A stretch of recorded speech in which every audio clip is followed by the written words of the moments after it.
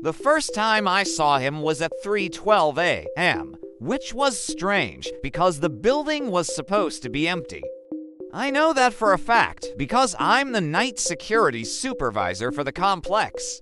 My job is simple: monitor the cameras, walk the floors, and make sure nothing unusual happens between midnight and sunrise. Most nights are boring. Quiet hallways, empty offices, occasional cleaning staff, but that night, something appeared on camera 14, and at first, I thought it was just another employee working late.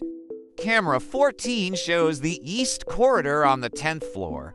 A long stretch of carpet with glass office doors on both sides. At 3:12 a.m., a man walked into frame. He was alone, wearing a dark jacket. Walking slowly, nothing strange about that. Except for one detail, he stopped directly under the camera and looked up right at it. People rarely notice the cameras. But this man didn't just notice it. He stared into it like he knew I was watching. I leaned closer to the monitor. "Who the hell are you?" I muttered. The man didn't move for several seconds. Then he did something even stranger. He raised his hand and waved. Not at someone in the hallway, at the camera, at me. A chill ran through my chest. "Okay," I said quietly. "That's weird." I checked the access log. No one had entered the building after midnight. The front doors require a key card. Every swipe gets recorded, but the system showed nothing. No entries, no exits, no activity, and yet, the man was clearly inside the building. I grabbed my radio. "Control to patrol?" My co-worker Jake answered. "Yeah, you near the 10th floor. Heading there now. There's someone in the east corridor." Dark jacket. Jake paused. "That's impossible." "I know." "Just check it." I watched the monitor as Jake stepped into the hallway. Camera 14 showed him clearly. But the other man was gone. "Do you see anyone?" I asked. Jake looked around the empty corridor. "Nope." I frowned. "He was right there 30 seconds ago." Jake laughed quietly. "You falling asleep on the job again? Very funny, but I knew what I saw. Someone had been standing under that camera, looking directly at me. 10 minutes later, he appeared again.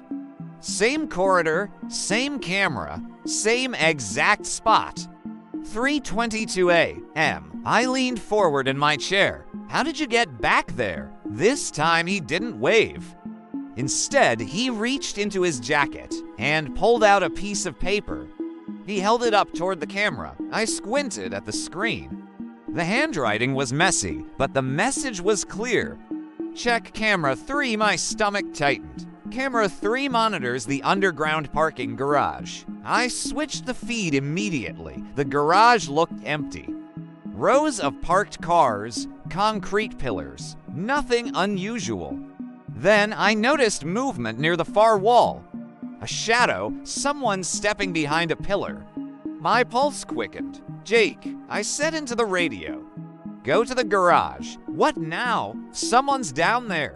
Jake reached the garage 2 minutes later. I watched through camera 3. He walked slowly between the cars. Flashlights sweeping across the floor. "See anyone?" I asked. "No, look near the far pillar." Jake approached it cautiously. Then he stopped. You might want to come down here." When I reached the garage, Jake was standing beside something on the ground. A backpack, black, half open. Inside were wires, metal tubes, and a digital timer. My chest tightened. "What the hell?" Jake whispered. "Is that?" "Yeah," I said quietly. "It is." Bomb squad arrived 20 minutes later. The device was real, crude, but functional. The technician later told us it could have caused serious damage if it detonated. Someone had planted it in the garage, and almost no one would have noticed, except the man on camera 14. Police reviewed the security footage, but they couldn't identify him. His face was partially shadowed. No key card entry, no exit footage, no fingerprints anywhere in the building.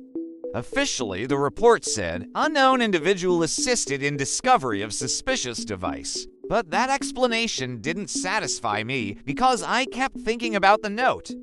Check camera 3 2 nights later. He appeared again. Same time. 3:12 a.m. same corridor. Same camera. This time I was ready. I grabbed the radio immediately. Jake, he's back. Jake rushed upstairs, but like before, the hallway was empty when he arrived. On the screen, the man looked up at the camera again. This time he didn't wave, he just stared. Then he slowly held up another piece of paper. My chest tightened as I read it. "You're welcome," I swallowed. "Who are you?" I whispered. Of course he couldn't hear me.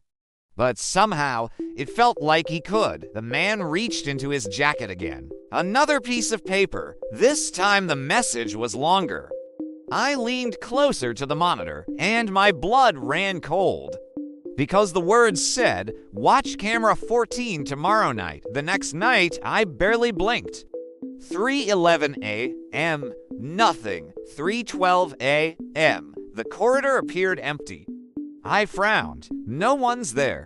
Jake looked over my shoulder. "Maybe your mystery friend took the night off." Then, movement appeared at the far end of the hallway. A man stepped into view, walking slowly. My chest tightened. It was him, but something was wrong, very wrong. Because the man walking toward the camera was me? Same face, same jacket, same everything? I felt my heart slam against my ribs. Jake looked at the screen, then at me, then back at the screen. Dude, my hands started shaking. On the monitor, the other version of me stopped under the camera and looked directly into it, just like the stranger had done.